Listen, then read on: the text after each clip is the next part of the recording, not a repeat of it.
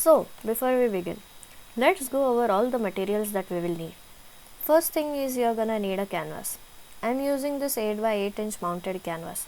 You can also go for a canvas board, and if you are afraid of using bigger sized canvases, you can also opt for a smaller one like this. This is a 6 by 4 inch canvas and it is approximately the size of your hand. Coming on to our paints, I'm using acrylic paints. Now you can find readily available fluid art paints by Camel. They would be ideal for this application since they are ready to use.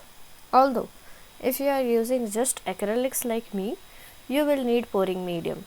Pouring medium basically helps in decreasing the viscosity of paints and more water-like so that they flow better and they don't create any lumps on your canvas. Moving on, you're gonna need something to hold your canvas over the surface. I'm going to be using softboard pins like these for this. If you are using a canvas board, you can also just use a cup to put below your canvas so that it holds it up.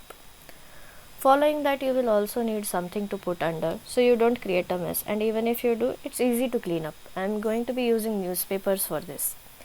Okay, so for the techniques that I'm gonna teach you, you will need silicone oil.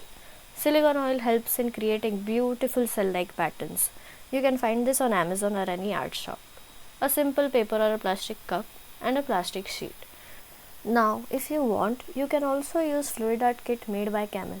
They are inclusive of canvas and a set of paints and are available on Amazon as well. Lastly, you will need a hairdryer.